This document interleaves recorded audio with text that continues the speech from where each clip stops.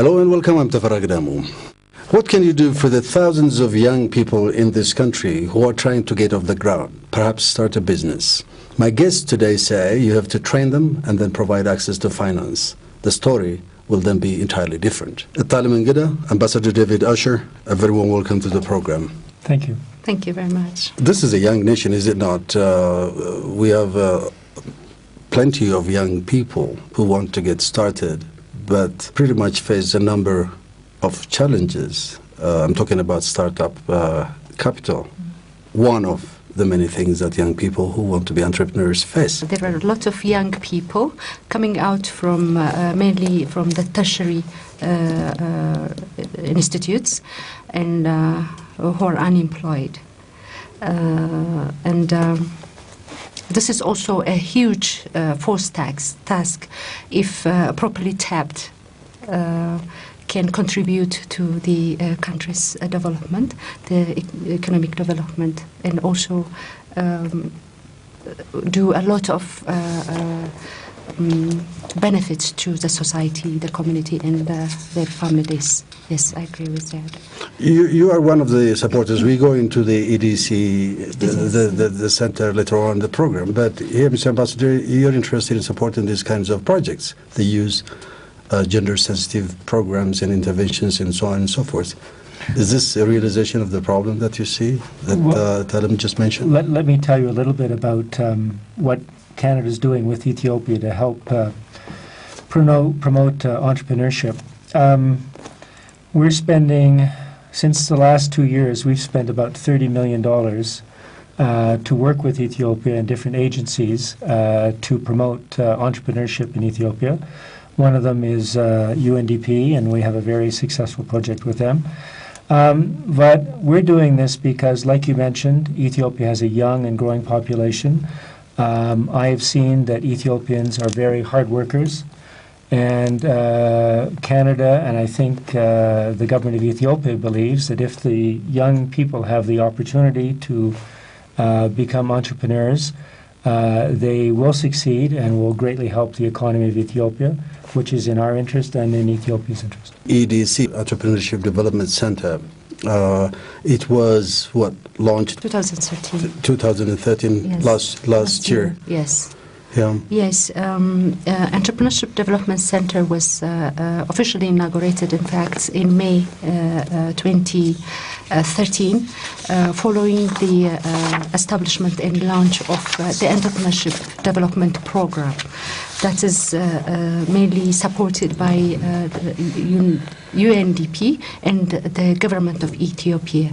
The program was launched in February 2013, and EDC was also established in May 2013 to implement all the activities and programs of the EDP. With its partners, implementing partners, Ministry of Urban Development, Housing and Construction, and also Federal Micro and Small Enterprise Development. So what exactly is it doing? It is promoting entrepreneurship? Yes, And it is promoting entrepreneurship through providing entrepreneurship trainings and also business development support, service support to existing and also aspiring entrepreneurs, mainly focusing on women and the youth. so you have identified the challenges and you decided that training is one of the important components in the intervention, right? Young people who want to do business, who want to start their own businesses and so on, need training. So that's very important, you thought, and that's what you provided. Is that correct? Yes, it's not only training, as I've said, there is also a follow-up through business development services, which is very important. We don't just train young and women and other entrepreneurs and leave them there. What we do is we provide them business development support so that they can succeed. That's what we see. It's not only that the training is very important, it is very intensive, 6 days mindset-changing training that we provide. How can you change a mindset in 6 days? Is that possible? Yes, it is possible. because I say this, we have seen people come out of the training with a changed behavior and inspired and immediately to want to start a business, their own businesses. And that's what we were trying to do. It's in fact just tapping into their creativity and drive what they have so that they can unleash their unexplored talents to be entrepreneur and create their own. But I would have thought otherwise money, startup capital is one of the most probably top in the list in terms of getting these people started. Well, capital is important, but we know that in Ethiopia you also have traditional methods of saving. What is it, Akub? So I mean, even within small villages and small communities, people have ways of generating initial capital, whether it's your traditional methods or remittances coming from abroad or other means. So I think my colleague's quite right that what's important is the change of mindset to say to people, you can do it, to get the business climate supportive so that those with the initiative can succeed. Because the challenge in Ethiopia is with a young population, the government will not be able to generate all the necessary jobs in government offices. It's the private sector will have to take over some of the job creation activities, and a lot of it will depend on individual entrepreneurs who are either employing themselves or their family or hopefully other employees as their business expands. Yes, true. I agree with you, Tafera. One of the biggest challenges is also access to finance. But as Ambassador Ashar just said, Ethiopians have ways. In fact, even there are, as you know, there are a lot of family members who can provide finance to their younger relatives. But unless these young people have the right mindset, and also if they're not equipped with the skills, the necessary skills, how to become successful entrepreneur, then you give them money and success cannot be secured. As you know, the Ethiopian government has been trying a lot to create jobs through these young people. You know that there is this technical and vocational education training, TVET. There are a lot of skilled young people are coming out from there, and government is providing workspace. Also, to some extent, You're talking finance. about small businesses. Yes, micro and small businesses.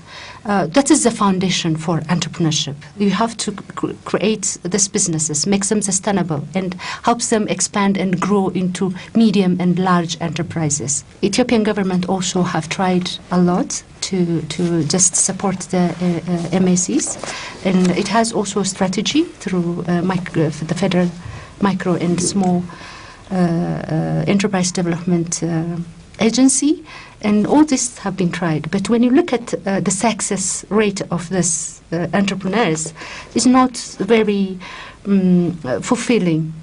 That's why the government also asked it is the UNDP's resident representative to see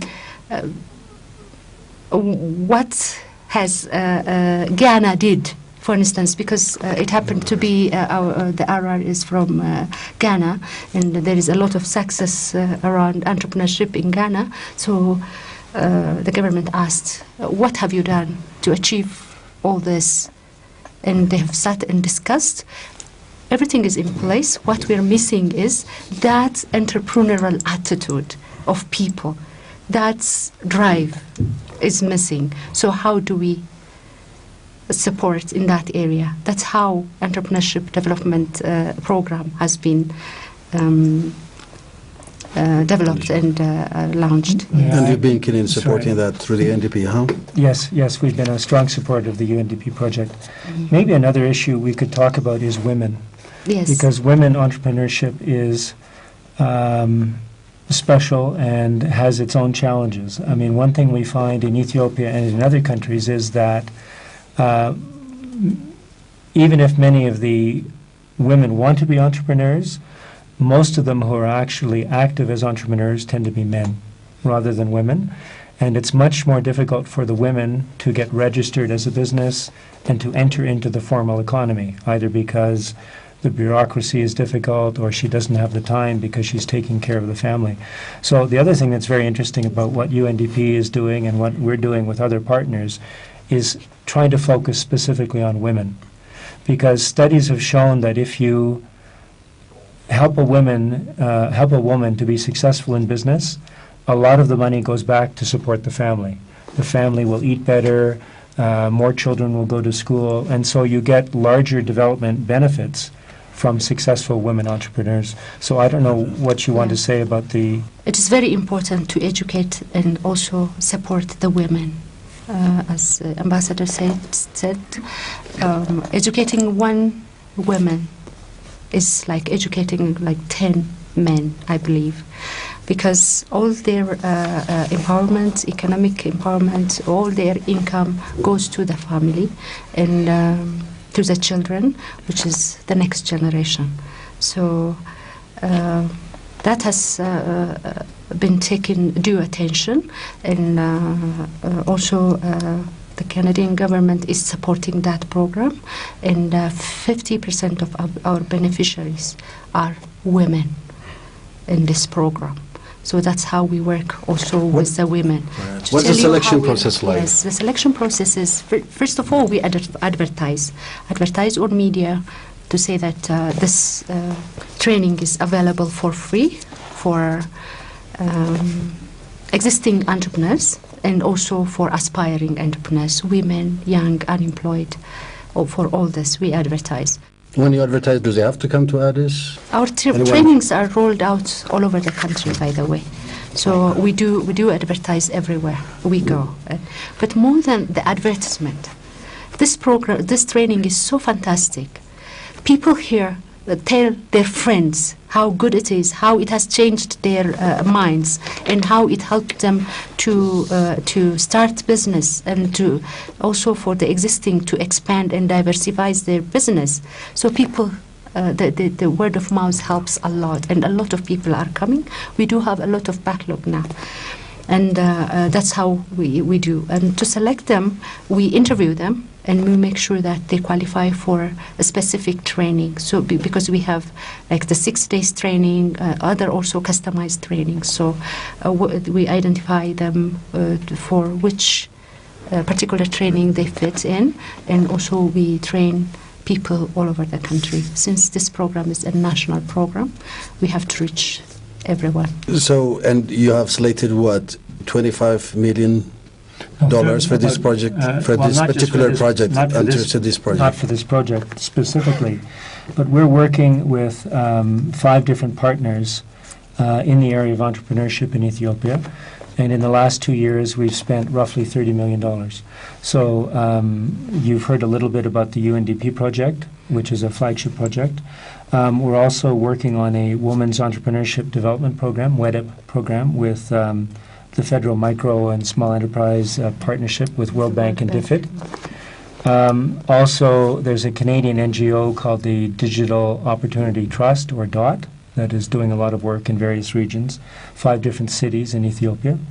Also, the First Lady, as you may know, is working with Kawi to work with about 150, I think. 1,500, yeah. Thank you. I got too many, not enough zeros. Yes. To help them to move into, in some cases, non-traditional entrepreneurship opportunities, which is very, very good. So the UNDP is one element of our work here, but this is something that we're doing with a wide range of actors. And it's part of our Canadian development programming, not just in Ethiopia, but in other countries as well, because as you've heard, the benefits of entrepreneurship and female entrepreneurship are greatly multiplied for the larger economy. It's been, what, a year since you launched this program? A little over a year. Yes. Do you consider that a successful one, or is it too early to say? Well, I can say it is a successful year because the first year, of course, we have spent a lot of time in local capacity building. Since we are involved in training and also business development, provision of business development services, we needed to have that capacity in the country. Because we started our training by bringing international consultants. While we're training entrepreneurs, we also worked hard in developing national trainers, certified national best trainers. We have about 165 trainers now all over. And also we have produced a lot of business development, local business development advisors. Because only then we can sustain this program. You cannot just rely on international consultants to achieve this big target we have.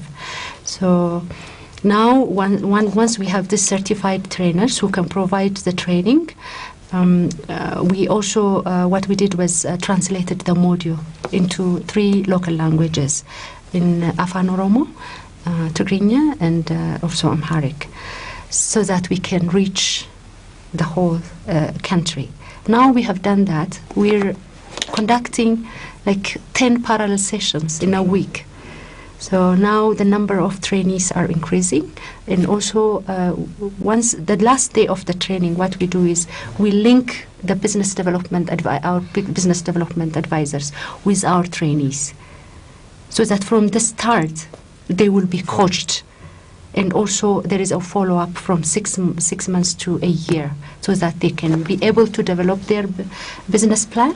They can have access to finance, because we are also working with stakeholders, such as financial institutes, so that they can provide startup capital and stuff. The other interesting thing we've done, which I don't want to go without mentioning, is we have managed to develop a very good product with Ennat Bank. Of course, Kawe was involved, also the First Lady and UNDP together with us. We developed this program, and we kind of managed to establish a kind of angel fund, because what we did was we mobilized volunteers to put their money in a blocked account, so that this, specifically women who are very low income and low literacy level, but they have business ideas, because you know that to be an entrepreneur you don't always need to be educated. So what we do is we train these women, and we help them prepare their business plan, and also make their tangible project. They come up with tangible business plan. So we link them with Ennat Bank and with these volunteers, and they also go through the normal process of the lending process, and then we connect them with volunteers who have put their money in the blocked account, so that they can borrow seed money without collateral. As you know, it is for women, it's difficult to access finance, mainly because they have no access to resources that they can produce as collateral. So in this way, we are supporting the women to access both finance, to also train them, and to establish their businesses and succeed. What is the success rate like? Have some of the business ideas come to fruition? Have they become successful? Can you tell me anything along that line? Yes, maybe we need to do a little bit further survey and verification on our data we have collected. But what we did was we have conducted 112 entrepreneurship workshop training sessions so far. And what we did was the first 50 sessions participants of the first 50 sessions, we profiled them. We went out, we also telephoned and asked where they are. And from that profiling, we found out that more than 4,500 jobs have been created through startup and expansion of businesses. Because of your intervention? Because of our intervention, yes. With the support from Canadian government and UNDP, we have this connecting 1,500 women and girls to the export market. That would be the most challenging thing. This is the project with the Right. First Lady's office and also the CAWE, the Center for Accelerated Women Economic Empowerment. We're doing this, and we started with we have trained the first 240 women out of the 1,000, and 100 of them, they have been able to establish business. They have been provided with technical skills in spinning, weaving, and embroidery and crochet. We have tried to link them also with the market, and we have managed to bring Bethlehem Talahun, Rebel founder, and she's ordering buluko that she uses for making the shoes that she's producing. So they are producing for her, and also there are other women exporters who are ordering a lot of products from them. So interesting. But would Canada be the destination for Ethiopian products from this business? Could be. I mean, I don't think successful Ethiopian entrepreneurs should limit themselves to Canada. But what I'm saying is to the west. What is it? Well, Canada, like it's extremely competitive. Yes, but Canada, like other countries, has duty-free, quota-free access for Ethiopian products. So as long as it's made from Ethiopian materials and made in Ethiopia, those textile products, for example, or shoes, can enter Canada duty-free and quota-free. So in September, we had a Ethiopian trade mission to Canada, and you did a very useful program segment on the trip. And many of the Ethiopian exporters who went, either in the leather sector or the textile sector, found that there were very good opportunities for Ethiopian exports. So I think the challenge is not so much foreign buyers. I think foreign buyers appreciate Ethiopian products and their quality. The problem is, can you meet the demand?